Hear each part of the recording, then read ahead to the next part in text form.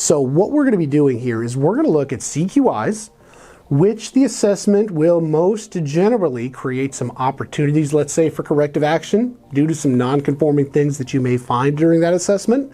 And what we're going to be doing is we're going to be looking into the connection between that and how the CQI for effective problem solving can help you in closing those.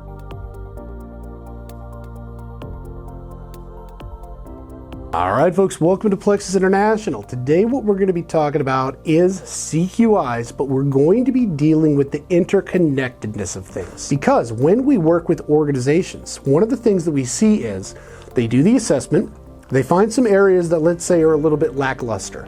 And what we then find is they do the correction. There is nothing behind it in terms of real, true prevention.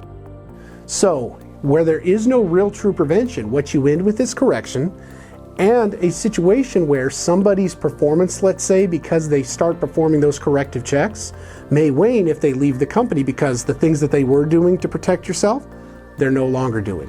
So if you're doing a CQI assessment, I would highly recommend that you pick up a copy of Effective Problem Solving and that you go through a formal problem solving methodology such as 8D, at least a 5Y to do root cause analysis. And the focus should be on prevention rather than mere correction. So there is a connection between your CQI assessment, your level of effective problem solving, and we do have CQIs that help you with that effective problem solving so that your next assessments get better and better, leading to less and less resource cost for you and your facility. So if you like this one and you want a little bit more on CQIs or effective problem solving, check out plexusintl.com, where we've got the latest and greatest on IATF, AS9100, manufacturing, core tools, and pretty much anything else in the world of manufacturing and systems.